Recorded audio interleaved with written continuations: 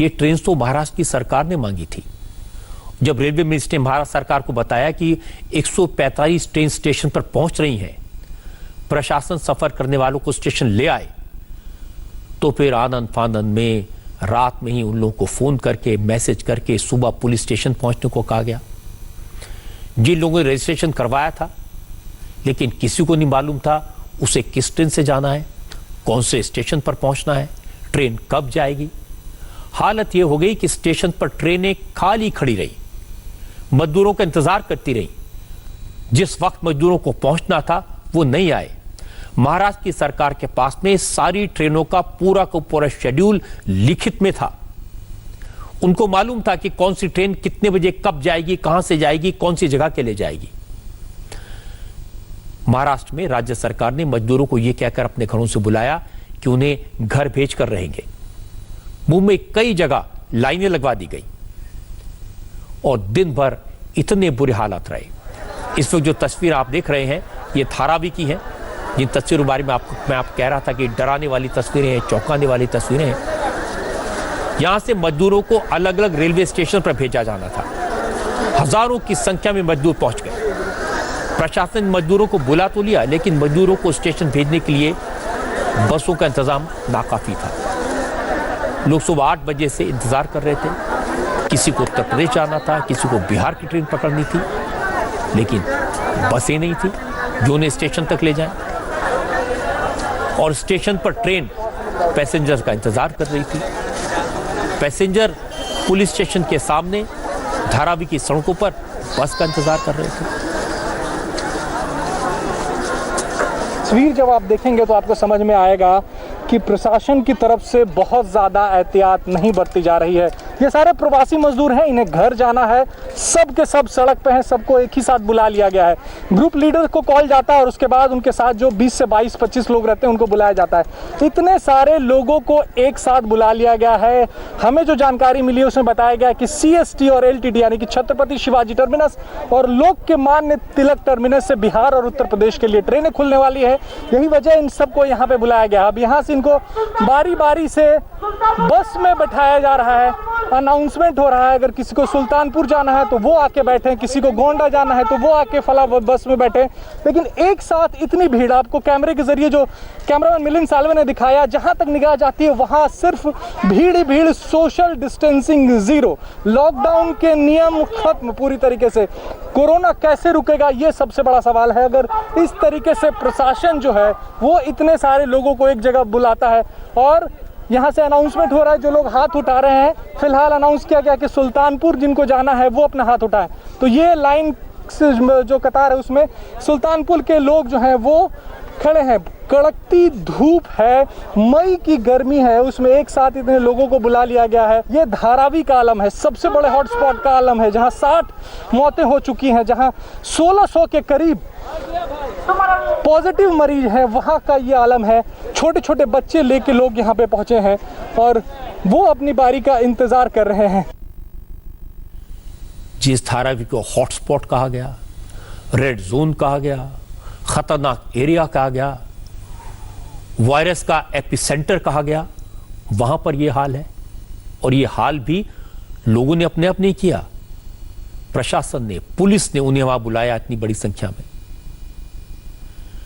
आप हैरान हो जाएंगे ये सोचकर कि रेलवे ने 145 बसें, 145 ट्रेन, माफ कीजिएगा, 145 ट्रेनों का इंतजाम महाराष्ट्र सरकार के कहने पर कर तो दिया।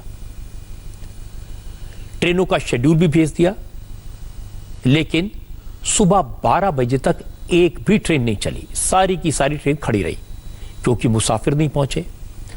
12 बजे तक 74 ट्रेन चलनी थी, दोपहर 12 बजे तक सिर्फ एक ट्रेन चल सकी। 5 बजे शाम तक सिर्फ 24 ट्रेनों के लिए पैसेंजर पहुंचे, बाकी ट्रेन स्टेशन पर खड़ी हैं। और बड़ी बात है कि महाराष्ट्र सरकार का दावा है कि वो मजदूरों को वापस घर भेजने का पूरा खर्चा दे रही है, लेकिन स्टेशन तक बस भेजने का इंतजाम था तो बस वाले 20-20 रुपए मजदूरों से ले रहे थे। सरकार मजदूरों से स्टेशन पहुंचने का किराया भी ले रही थी 20 रुपए। ये सब 3 साल, 4 साल, 5 साल के बच्चे होंगे। इतने सवेरे से धूप में खड़े हैं यहाँ पे। सर फोन आया तो क्या करें, हम लोग भागते चले जाए, क्या करें। कि बस में लोगों को लेके जाया जा रहा है किस तरीके से भर के, देखिए किस तरीके से लोगों को भर के बस में ले जाया जा रहा है किसी तरीके से। सर इस तरीके से भर रहे हैं लोगों को बस में, कुछ ज्यादा नहीं लोग हैं बस में। भाई आप लोग एक बस में इतने लोग कैसे चढ़ जा रहे हैं? एक बस में इतने सारे लोग? जी सर, एक बस में इतने सारे लोग कैसे चढ़ जा रहे हैं? बीमारी का खतरा है। चढ़ा रहे तो सर चढ़े, चढ़ाए तो सर चढ़े, अपने मन से नहीं चढ़े ना। अरे सर 10:30 बजे सुबह आया था। बीमारी का डर नहीं है? आप लोग इतने सारे एक जगह कहाँ ले गए हो?